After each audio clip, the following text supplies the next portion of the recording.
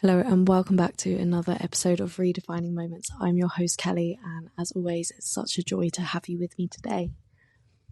I have just had some thoughts run through my mind and I came on to share them with you. And it's around how our thoughts invite things into our lives. I can't think how to word it. But in the sense of,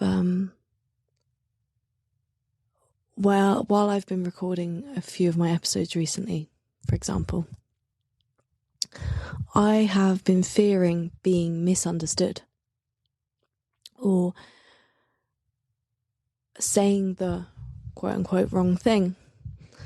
And as a result, because I fear that, I become it. I create a self-fulfilling prophecy around what I'm saying and what I'm doing. And this comes to a very similar theme in what I've been saying in a few of my episodes lately. And it's around the idea of knowing ourselves and our authenticity. And also engaging with a sense of awareness around what our thoughts and behaviours might actually be inviting into our lives. So in my previous episode, I discuss our mind's like a house. And within this house, we have things that are strong, sturdy in their foundations. And there's other parts of the house that might be weak, might be crumbling, might not be completely stable. And it's our job to understand what areas might not be stable. I remember seeing something a while back about the only reason you are able to be triggered is because there's a button there to begin with. And our responsibility is to recognize and understand what that button is teaching us about ourselves, what that instability is teaching us about ourselves. And I was just thinking about this, like, it does sometimes become a self-fulfilling prophecy, our thoughts and our mind. And in some cases, we might be pleasantly unaware of how we are creating our own issues, our own problems. Because we wouldn't notice those things otherwise. So, for example, I'm trying to think of my own experience with this. But someone might have said something to us. It might be to do with how we look, for example. So someone may make an off-the-cuff comment about your appearance. If you are feeling secure, strong, and grounded within yourself, you might not notice the comment. It might not even pass through your mind. If you're feeling strong and secure and recognize the comment, you might go, hang on a second, what do you mean by that? And you might explore it further. Or you might go, actually, that comment is totally unacceptable and I appreciate it if you don't say that anymore. Because you're in a strong place, you're in a grounded place, and you're able to listen and react or respond or ignore even. But in other cases where we're feeling more unstable and weaker within ourselves, or we have a lack of stability within that area of our foundations, that might completely derail us. Someone's comment might completely be misinterpreted or determine our value and worth as a person. And then for the rest of the day, after that comment, your mind might spiral. It might be going, oh my God, I can't believe that person said that. And then you're going to potentially look at yourself through that lens of the other person for the rest of the day, or the idea of what that other person has said. So you might then look in the mirror that day and be like, oh my God, I can't believe that's how that person thinks of me. And you're going to look at yourself and overanalyze or over-review. At least this is coming from a person who has a very over-analytical mind. And you might end up seeing other reactions throughout that day that then reinforce that same belief, same mindset or same attitude. Because it's shaped your filter and it's poked at a wound where your brain is only going to focus on that danger. So when we are in those situations, it's actually going, hold on a second. Why am I choosing this?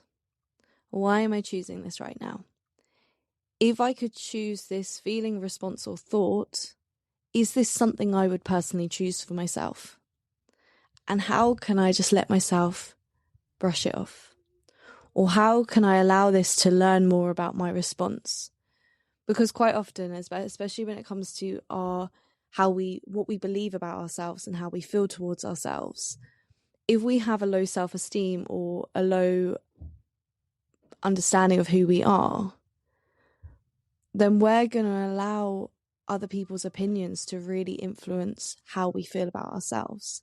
We're almost taking it as feedback, but the problem is we're letting everyone's opinions enter our space, when actually what's the most important is, how do we feel about ourselves? What do we think about ourselves? What is it we know, trust, and believe in within ourselves? Because when we come from a place where we know our value, we trust in our actions and behaviours, and we believe that we are worthy, we come from a stronger sense of foundation where those opinions do not matter. They do not influence us. They do not hurt us. They do not derail us. And I think from my own experience in my own life, the more things I've tried, the more I've put myself out there, I've actually been able to understand my own worth and my own value, and I've got more feedback, which has allowed me to stand more strongly within myself, at least from my own experiences. And it actually takes me into something which I don't think I've mentioned. I potentially have, but it's definitely a topic that I wanted to cover. So I started modelling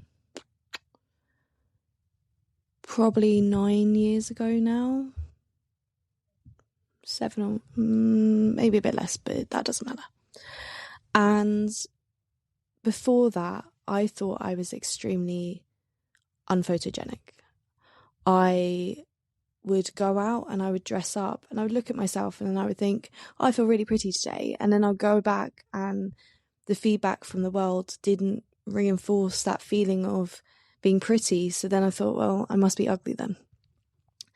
And I went through this phase of just not seeing my worth or value in terms of attraction. And that affected, I guess, how I showed up in a way, or what I saw in the world, what feedback I was receiving as a result of it. And then I ended up meeting a friend who was a model, and I went out with her and her partner, and they took some photos of me from the day, and they were just like, wow, you're so beautiful, like, you should model. And I was like, what are you on about? No, I'm not. Like, I was looking at the photos they took and I was like, oh God, they're awful. And I'm beaming. I'm absolutely smiling. My face is all creased with how much I'm smiling in the pictures. But I saw that as ugly because I could see my wrinkles. I could see the creases in my face. I could see all my teeth. But actually, it was such a beautiful photo because I was full of so much joy and happiness. Yet I saw it as ugly. And then I ended up going out with a friend of mine and doing a photo shoot.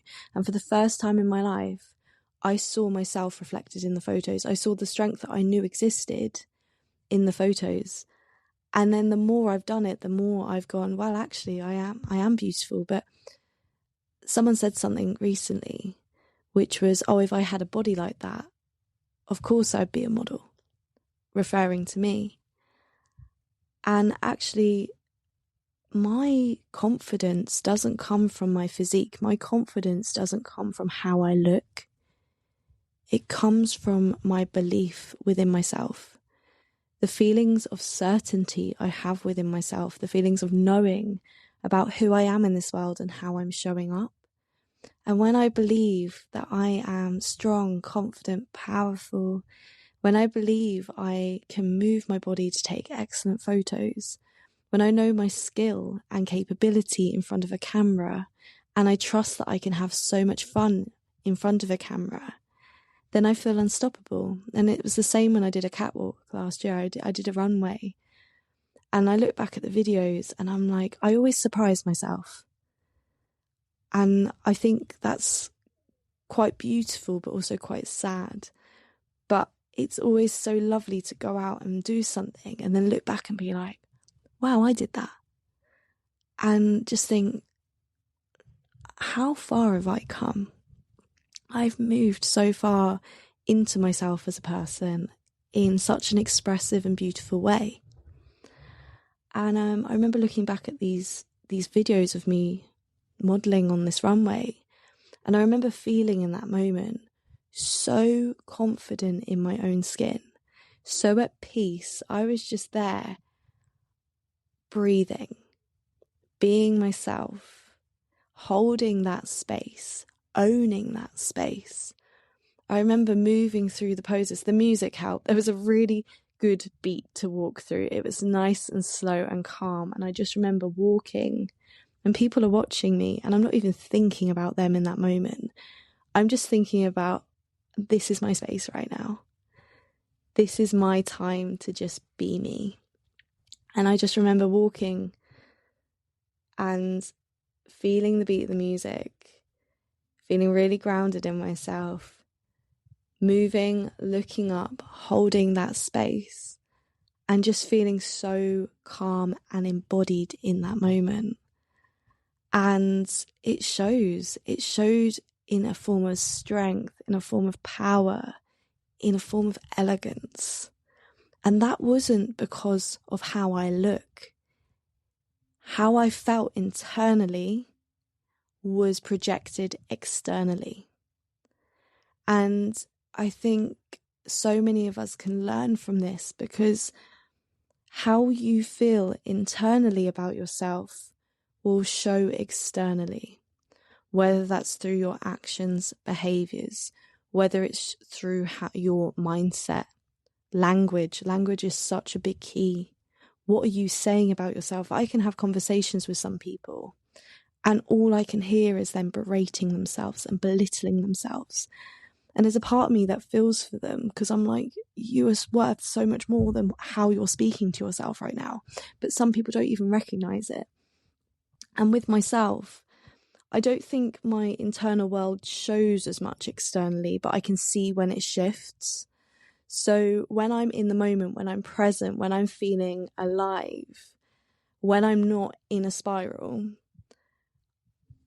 people have described me as like, vitality is often a word used, like full of energy. It's infectious because it's inspiring. Like I can feel it now, like as I'm speaking and I'm thinking and connecting back to it. There's a sense of life, joy, enthusiasm and passion. A lot of people keep thinking I'm younger than what I am recently because of this vitality, because of this zest for life. And it just comes from being connected in the moment. But when I'm spiraling, there's a nervousness to my voice. I feel like I'm almost frantically searching for problems. I'm over explaining myself. I'm in my head. I'm worried about other people's opinions, but as a result, that's all I see. I see my imperfections through the world externally, because I'm in this state of worry and franticness. Whereas when I'm in that grounded place, nothing else matters. And I say all of this from a place of someone who is still figuring it out. I am still trying to figure out how I can maintain the model side of me, that version of me that was at the catwalk. And I will admit, I miss her. I am missing her right now. I am craving this version of me, because she has this spark. She has this zest for life and enthusiasm. But I am that person. I am that version of me, always. It's just when the world gets a bit muddy, or my mind gets a bit mucky and it gets fixated on what's wrong rather than just enjoying the moment. And I think it's so easy for us to get lost in those spirals of self-doubt, worry, and internal hatred. But when we can observe it, we can start to work with it. And there is a period I find of observation, and I feel like I am within that at the moment for myself, where you can almost see the car crash happening, but you can't quite stop it. So I can see myself spiraling a lot lately. I can see myself getting stuck in these loops, and I feel physically stuck. I feel unable to move. I know I want to do something that brings that spark back to me, but I almost feel unsure of where to go. And I have a lot of options. I have a lot of options that bring me life. This is one of them. Whether it's through movement, whether it's through speech, whether it's through writing, an activity, art, creativity. There are so many options that I've been working on. And I think that's why, because I need that peace of mind, that escape. And it's not a sense of escape, of distraction, of ignoring. It's just a sense of peace from my own internal monologue, or a simple distraction or redirection, just to give me that moment of being like, oh, actually, there's nothing to worry about, and move on. Because sometimes we just get stuck in these spirals. I think I'm not alone in that. It's this like repetitive loop. And sometimes you need something to break the loop. Like when you get a song stuck in your head and this song just keeps going around over and over again. And it's starting to drive you nuts because you want to hear a new song and you just can't get the song out of your head. What do? We play another song, or we go back and listen to the same song again. And then it seems to complete the loop. The task is over. And I think it's the same when it comes to like when we listen to a bit of music. Sometimes it's the brief distraction we needed to remind ourselves that actually that thing isn't a problem, or we don't need to solve that problem right now. So yeah, it's so important, I think, to explore our thoughts, to recognize, one, they aren't the thing that defines us, but they are the thing that shapes our actions and our approach to life. So my thoughts aren't who I am. Like if you heard some of the thoughts that were going through my mind recently, I can tell when my shame spirals are increasing quite a lot, because I will say to myself, oh God, I hate myself. And for example, yesterday, it's just one of those moments where like things weren't going how I wanted them to go. Things weren't going how they should be. I got home from work. I decided that I wanted a kebab. I texted my family to be like, oh, if you're on your way home, can you grab me one? And they didn't, because they didn't get the message, which is fine. I then ordered it, and it said it was going to arrive at a certain time, and it ended up arriving like an hour or two later. I don't tend to like to eat past a certain time, so I was frustrated that it ended up arriving late. And then it turns out the thing I ordered wasn't actually what I was expecting. And then I've gone upstairs to go and watch TV, and the room is not in a state that I would want to chill and relax in. And then I couldn't find the remote. And in that moment, I just felt myself boil over with anger and frustration because nothing was going right. And then in that moment, I found my thoughts just blurting out really negative comments towards myself. And in truth, it was just because the moment wasn't going how I expected. I was tired, I was hungry, I was frustrated. And actually, normally, those things wouldn't bother me. Normally, when I'm fed, watered, well slept, rested, and, you know, I would be more relaxed about it, less frustrated, less angry. And they're the little moments that allow us to see where we might need to work. And don't get me wrong, those thoughts still come up, but now I kind of just look at them and go, don't mean that. You love yourself. You don't mean that, you're just frustrated. Or you don't mean that, you're just tired. And it's not undermining my thoughts because they are still valid. But it's just kind of looking at them and go, I get it. You're really tired right now. I get it. The room isn't how it should be right now. It's exhausting. You just want to eat your food, and then the food you've ordered isn't the food you were expecting. That's really frustrating. And it's giving us that sense of understanding that you would give another human being. And yes, it's small and it's silly little things, but I think that's the key, is also giving ourselves compassion when things are small and silly. Because they're the things that build. They're the things that get to a point where you get so burnt out because one thing happened, then another thing happened, then another thing happens.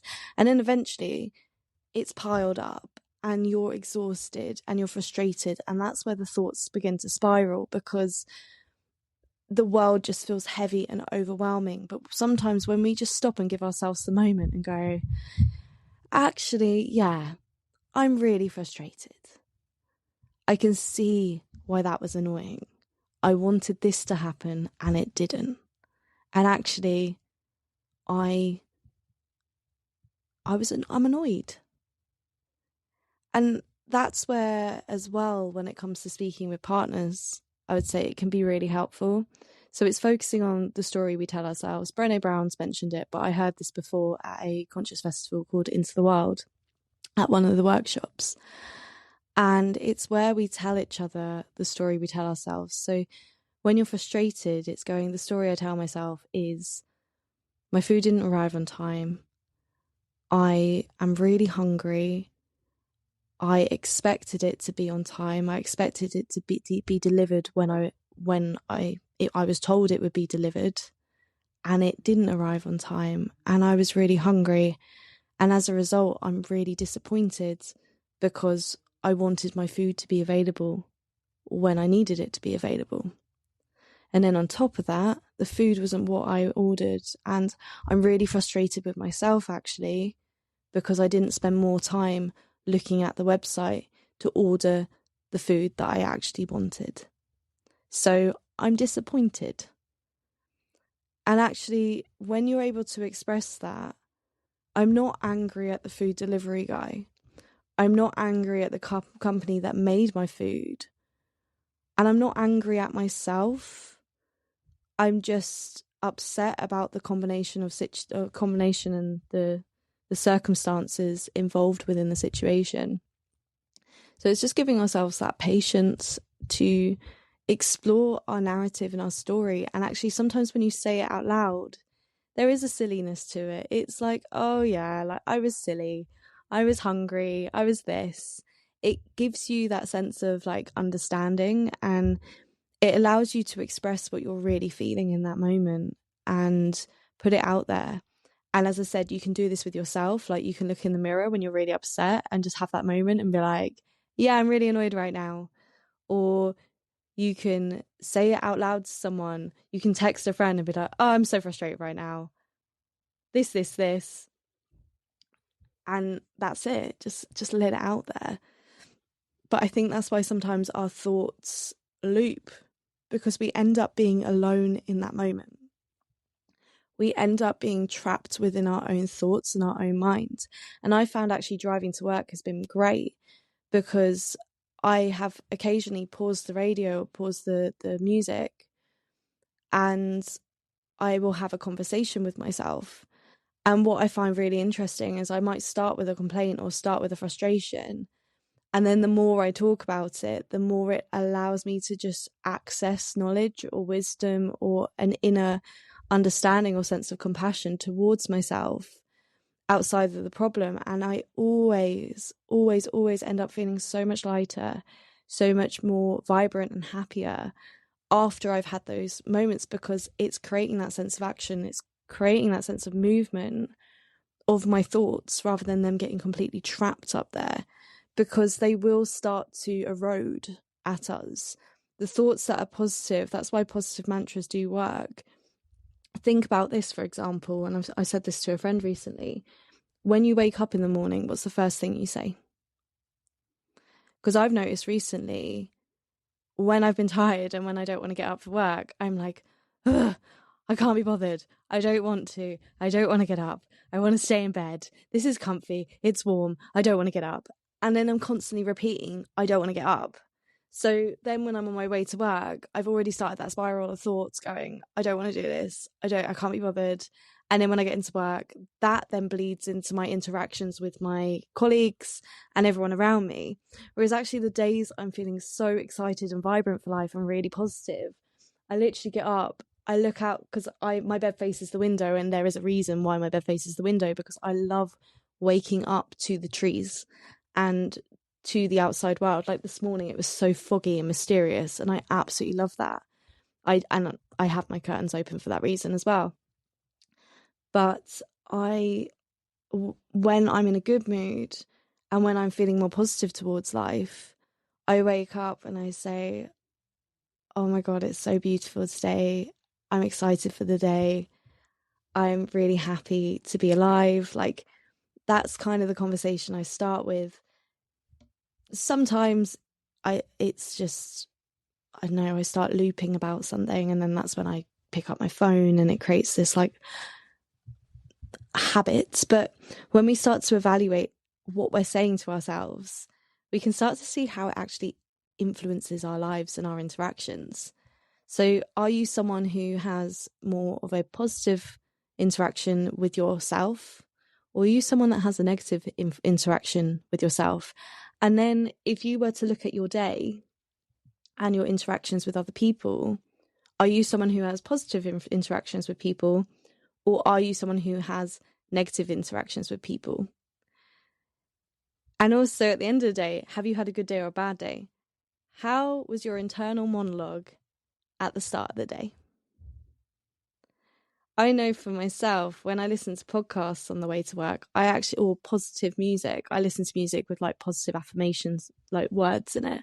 When I listen to positive music or podcasts on my way to work, I generally feel more positive depending on the conversations that were had. And that then influences my day.